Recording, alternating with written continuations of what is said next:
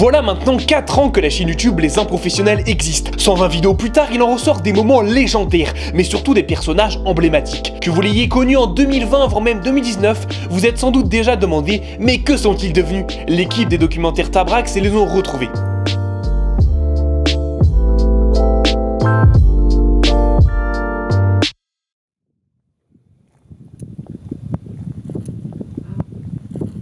Ah, ça fait longtemps quand même. Je me rappelle de ce lycée là, de cette herbe aussi. Oh, je me rappelle de tout ça. Ça fait combien? 1 an? Non. 2 ans? Même pas. 3? Non. 4 ans. En 2019, Albin Leblanc n'était encore qu'un jeune lycéen. Lors d'un reportage sur l'avenir du CD, il fut interviewé à son lycée. Quelle est votre partie préférée dans cet album? Bah c'est surtout les musiques de Jul. Vraiment je Ouais, l'adore. Comme quelle musique par exemple?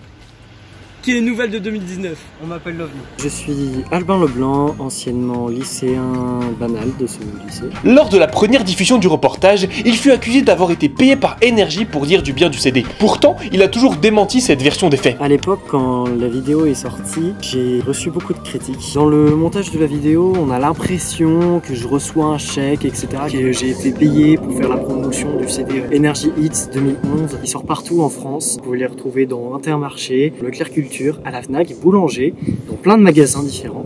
Et alors que non, pas du tout. J'ai pas du tout été payé pour faire la promotion de ce CD. Mon chèque. Non. De 50 €? Oui, on règle tout à l'heure. Non, plus. Non, on avait dit 50. On avait dit 50. Vous aviez dit plus. Ah, d'abord, on s'en fout. J'ai reçu beaucoup de critiques. On a aussi essayé de brûler ma maison, on l'a brûlée d'ailleurs. Mais bon, c'est la vie, voilà, on essaye d'avancer, de s'y faire. Voilà, mais non, j'ai pas été payé du tout. Ouais, c'était il y a 4 ans l'interview. À l'époque, j'étais qu'un seconde, un lycéen banal, je venais de rentrer au lycée. Depuis, j'ai été diplômé, quoique non, j'ai pas eu mon bac en fait. J'ai essayé une fac d'histoire, ça n'a pas marché. J'ai essayé une fac de géographie, non plus. Une fac de droit aussi, non plus, ça n'a pas marché. J'ai même essayé une fac de fac, et ça n'a pas marché pour moi. J'ai essayé de retourner au lycée, et ils ont pas voulu de moi. Attends, je crois que je l'ai pas. Merde. Peut-être parce que vous êtes plus lycéen. Ah oui, c'est vrai.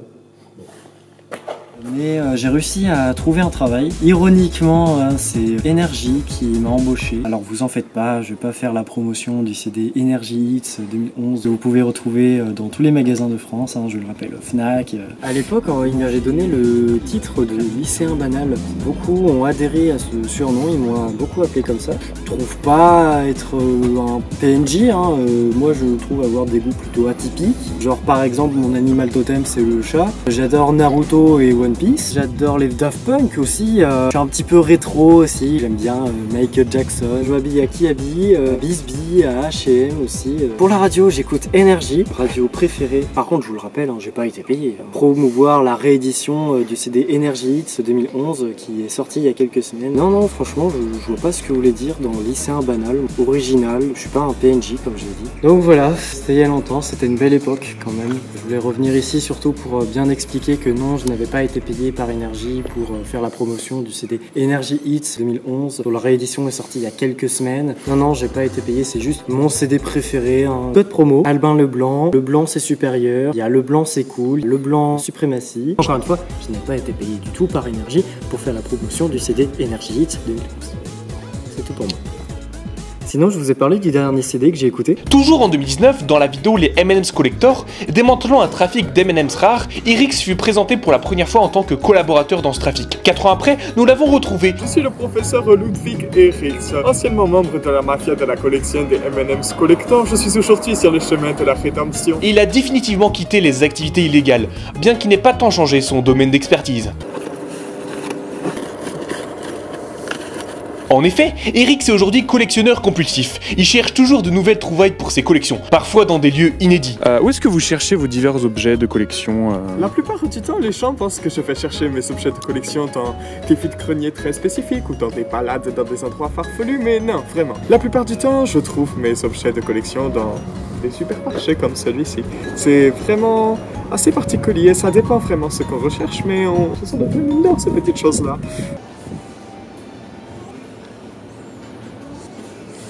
Pour certaines personnes, la collection, c'est vraiment juste l'accumulation d'objets qui n'ont aucun sens. Pour moi, la collection, c'est vraiment l'art de vivre, une toute nouvelle philosophie. L'accumulation d'objets, comme posséder un supermarché chez soi, c'est vraiment l'élévation finale de l'être. Cette présence de multiples objets de même nature nous pousse vraiment à nous reconsidérer nous-mêmes, mettre un doigt sur ce qui nous constitue vraiment. Je suis un peu à la recherche de qui je suis suite à un incident qui a eu lieu plusieurs années auparavant. Je me suis dit qu'il fallait vraiment que je me recentre sur moi-même. En ce moment, j'ai une passion pour les objets rouges, notamment ce qui est scolaire, puisque c'est bientôt la rentrée. Parce que je déteste le vert et surtout les noirs. Ah, d'accord.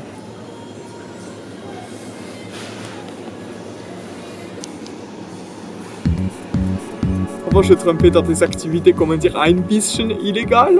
La mafia était un système un petit peu obscur qui allait contre les lois. Je suis sorti de ces activités, mais avant, c'était un petit peu comme ma passion d'aujourd'hui. On était dans la collection d'objets rares. Notamment, nous avons été connus suite à un grand drame médiatique qui était lié au M&M's Collector qui ont entraîné la mort de 2 personnes, notamment la mort de mon ancien chef de la mafia. Après 4 ans d'arrêt de service, il retourne sur place, dans l'ancien repère de la mafia auquel il faisait partie. C'est ici que nous avions notre base d'opération auparavant avec la mafia. Je ne suis pas peu fier de dire que c'est moi qui ai découvert ce local. Parce que je vivais dans la clandestinité, il me fallait bien trouver un endroit pour dormir. Et je m'étais installé dans cette petite forêt au loin. Je partageais une caverne avec un grizzly. Un jour, en me promenant par ici, je me suis rendu compte qu'il y avait la civilisation juste à côté. Et je suis tombé du coup sur... Nous nous sommes installés du coup par la porte arrière. C'était un quartier d'opération plutôt efficace hein, puisque nous avions une grande salle centrale dans laquelle nous exposions toutes nos choses, plus 2 petites salles annexes. Vous avez toujours été dans les choses illégales, même avant cette affaire? Avant d'arriver ici, j'étais reconnu dans une carrière d'artiste. En effet, j'étais chanteur d'opéra. Vous voulez un petit exemple? La 5e symphonie de Ludwig von Beethoven. Ça vous a plu? C'était quelque chose qui me plaisait bien avant, mais j'ai dû quitter mon pays suite à d'autres petits problèmes. Du coup, vous n'êtes plus encore dans les affaires un peu illégales? Non, j'ai essayé d'arrêter de traîner dans des affaires comme ça. Je n'ai plus besoin de tremper dans ces affaires-ci, évidemment. Allô, Ya? Oui, pourquoi tu m'appelles maintenant? Je suis au milieu d'une interview. Mais bien sûr que si, je te dis, c'est de la pure colombianous, là. Oui, je sais, il y en a moins que d'habitude, mais qu'est-ce que tu veux? Le marché de la coca flambée! Je ne peux plus rien faire pour toi. Si tu veux, j'ai plein d'autres trucs à te proposer. J'ai ramassé tout plein de bibelots. Ya. Je suis là avec une odeur coke. Ah, bien sûr, bien sûr. Vous êtes en appel? Vous êtes en appel? Oui, je suis en appel avec un ami. Je crois que j'ai entendu cocaïne, non? Mais non, mais vous n'avez rien entendu. Non, me dites pas que vous êtes encore dans les affaires illégales, quand même. Je vous ai dit, je ne trempe dans plus rien. Vous êtes vraiment sûr qu'il n'y a rien d'illégal, tout ça? Au vu de mon passif dans la mafia, je suis capable de vous vaincre. Je ne travaille plus dans les affaires illégales et journaliste et je vous prie d'arrêter de me poser des questions. Vous me trouvez bizarre. Je vous trouve un petit peu bizarre, effectivement. Vous insinuez que je suis bizarre? Pas du tout. Vous souhaitez donc disparaître?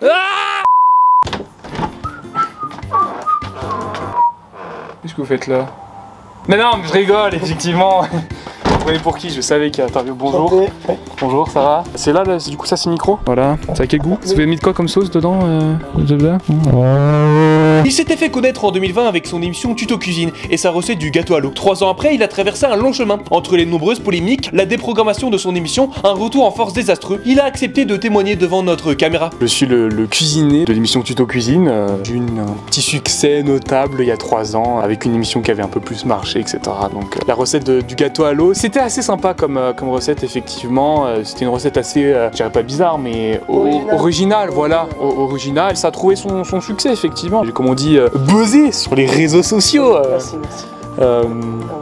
YouTube. J'ai toujours aimé cuisiner, sauf qu'en fait je savais pas cuisiner. Du coup souvent je faisais des recettes originales. Et un jour une chaîne locale, pas très connue, m'a essayé de me prendre pour faire une émission de cuisine qui s'appelait Tuto Cuisine. Et donc du coup j'ai commencé à faire ces petites émissions. C'est vrai que j'avais pas eu trop de succès avant l'épisode du gâteau à l'eau. Il y a une polémique quand j'avais fait la recette sur le sandwich de pain au pain. Effectivement ça avait un petit peu attristé une partie de la communauté. Le bien pensant a voulu censurer mon épisode. Mais après dans tous les cas il y a eu l'épisode gâteau à l'eau. Et là ma notoriété, mon succès, l'appréciation envers moi-même a augmenté drastiquement quoi. Mais pas votre salaire. C'est vrai qu'après le gâteau à l'eau, j'ai eu pas mal de succès. J'ai fait d'autres recettes un petit peu iconiques comme ma crème brûlée aux têtes brûlées, une tarte tatin avec mon pote Robin. Une émission qui m'a valu un renvoi, c'était le Flamby avec des nazis. Effectivement, bon, les invités choisis n'étaient pas vraiment super bien accueillis. Après, c'est sûr qu'en plus, le Flamby, on l'avait brûlé, il était en poudre, etc. C'était pas une consistance agréable, quoi, finalement, et en plus, ça puait beaucoup. Peut-être que le problème, c'était les invités plus que la recette, hein. Après, j'ai vraiment foiré le Flamby. En plus de ça, la crise économique, l'inflation, l'augmentation du coût des aliments, c'est un petit peu justifié le renvoi que j'ai eu ensuite. C'était une période pas forcément évidente, mais après, pour le coup, je l'ai plutôt bien tenu.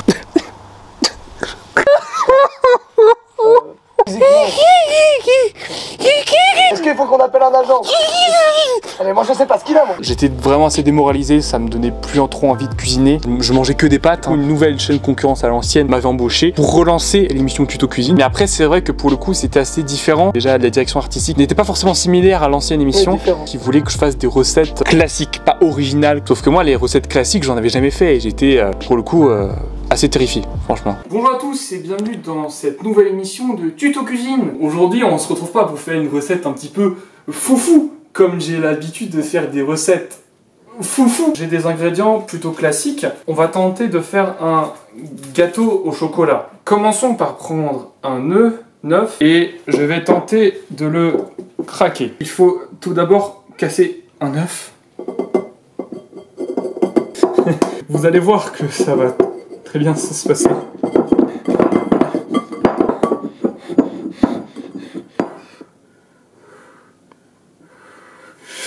C'était l'expérience la plus traumatisante de ma vie, je pense. Même après le renvoi. Du coup, c'est pour ça que j'ai préféré brûler le studio, la cuisine, tout ça, plutôt que de casser cet œuf. Parce que c'était trop compliqué pour moi de casser un œuf. Parce que je voulais pas casser des œufs sans faire une omelette. Non, non, c'est pas ça. Faut broyer les œufs. Vous êtes sûr que c'est le verbe broyer? C'est pour ça que vous avez avoué à la police avoir mis le four à 800 degrés. On peut dire en quelque sorte que j'ai allumé le four. Qu'est-ce que vous voulez faire maintenant? Peut-être que je ferai une petite carrière en Italie. Non, pas en Italie. Non. Une petite carrière au Portugal. Non. Non. Petite carrière à Tokyo en tant que chef sushi, non? En fait, vous êtes un peu comme un ravioli. On voit une enveloppe. Attendez, c'est moi qui vous invite chez moi, de ma maison, de chez moi, de ma maison qui possède à moi dans la propriété de moi. Moi, je suis ravioli. Donc, vous savez quoi? Bah moi, je vais faire des raviolis, ok? Bon, j'ai fait trop de raviolis, vous en voulez? Ah, vous êtes là. Vous m'avez fait peur. Bonjour, comment vous allez? Bah ça va et vous, depuis le temps, depuis 4 ans maintenant déjà? Ah, 4 ans. Retour en 2019, toujours dans le reportage sur le CD, où l'on découvrait le responsable vente d'énergie, Stanislas Vegas. À l'époque, les journalistes l'ont suivi lors d'une réunion de crise par rapport aux ventes de CD. Ah, c'est vrai que ça a été un beau succès ce disque, hein. 500 000 exemplaires vendus en une semaine, 500 millions d'exemplaires en 3 semaines. C'est pas mal. Bon, après, c'est vrai que c'est pas le talent qui manque dans notre boîte, hein. On est assez fort. À l'époque, j'étais responsable commercial plutôt. Parce que ça fait un carton ce que j'ai vendu. Le plus gros succès qu'on a eu, c'était la compilation des hits de l'été énergie 2011-2012 qu'on a ressorti en 2019 parce que les gens ont oublié. Vous avez fait beaucoup de ventes à l'époque ou... Plusieurs millions, plusieurs dizaines de millions il me semble. Ah oui quand même. Un gros carton. Maintenant je suis PDG d'énergie. Ah bon? C'est une vie qui me rapporte de l'argent, qui me permet de vivre aisément. Donc ça c'est ce que vous allez filmer, que vous filmez avant, que vous allez montrer après l'interview, c'est ça? Oui c'est ça. Ouais, ok. Bah là on est dans mon jardin. Bon là c'est censé être un potager. Le jardinier qui faisait le potager n'est pas venu depuis un mois.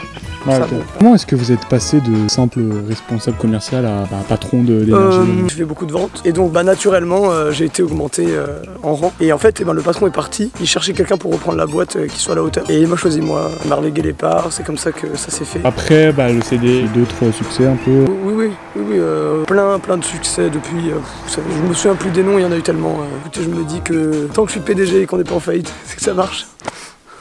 Ouais. Donc voilà. Vous avez quoi comme hobby sinon? J'aime beaucoup le cinéma, je m'intéresse à l'audiovisuel. Sinon oui, je m'intéresse aussi beaucoup aux abeilles. J'aime beaucoup tout ce milieu de l'apiculture. Sinon j'aime bien dessiner, je m'essaye un peu au dessin. Voilà, je vous ai dit que je m'essayais au dessin. Voilà des exemples, par exemple, un des dessins que j'ai fait, ça représente la fille au ballon de Banksy. C'est une réinterprétation de cette œuvre. En ce moment je suis en vacances et j'ai du temps à perdre dans cette vie-là. Un autre dessin que j'ai fait. Enfin voilà, j'ai En tout cas l'avion, hein, je m'ennuie un peu des fois, ça me permet de passer le temps. Ok. C'est pas que j'ai rien à faire en tant que PDG, mais c'est les vacances, je me force à vraiment rien faire du tout. Votre rôle en tant que tel, c'est... Je suis le PDG, le CEO. Moi qui ai participé au chiffre d'affaires le plus conséquent depuis 15 ans, sans oublier le fait que j'ai motivé les équipes. Vous êtes confiant pour l'avenir? Plutôt confiant, ouais. Je pense que ça va bien se passer. Vous voyez, là, moi j'ai du confort, j'ai une sécurité financière qui me permettrait de...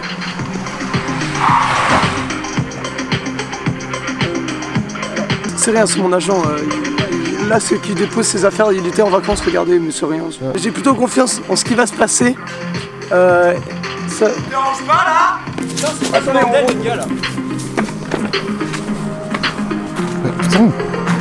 Mais... Arrête-toi.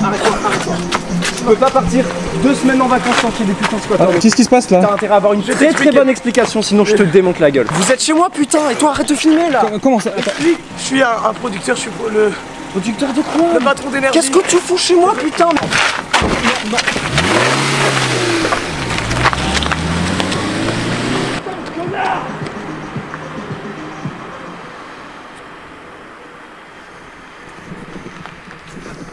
Oh, t'as intérêt.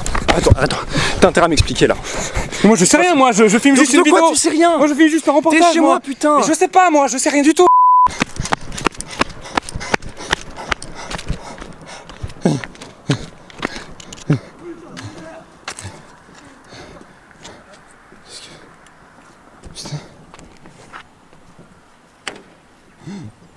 Putain, c'est lui. Monsieur, c'est vous? Il s'est passé quoi? Rien. En fait, c'était qui lui? Un ami. C'était pas chez vous en fait. Non, je veux vraiment pas que vous diffusiez cette interview. Non mais vous inquiétez pas, là ça filme pas, on est juste entre nous là. Vous êtes... Dans la merde. Pourquoi? Vous avez été viré? Non mais là j'attends qu'elle refroidisse. C'est tout. Ah d'accord. Je me suis garé. En fait vous êtes au chômage, vous avez perdu votre job. Si vous voulez savoir la vérité, oui. Qu'est-ce qui s'est passé? J'ai eu un rendez-vous après les chiffres que j'avais fait. Ils étaient bons, c'était les chiffres que vous aviez vus. Ouais. J'ai eu un rendez-vous avec le PDG et puis il m'a dit bah c'est très bien, il va falloir faire mieux plus tard maintenant. Parce que j'ai jamais réussi à faire mieux. Petit à petit ça s'est dégradé, les gens achetaient de moins en moins les CD. Ils m'ont dit que j'avais plus les capacités, que j'étais trop vieux. Il a embauché quelqu'un d'autre à la place. Ah. C'était son neveu. Essayé de mettre du cyanure dans son verre, mais ça n'a pas marché parce qu'il n'a pas bu. L'avantage de mon ancien travail, c'est que j'avais pas grand chose à faire. Si je devais trouver un nouveau travail, bah, il aurait fallu que je travaille. Mais bon, au moins dans toute cette histoire, j'ai gagné une voiture. Mais elle refroidit juste, je vous dis. Elle est pétée là, votre voiture. Vous savez la réparer? Non.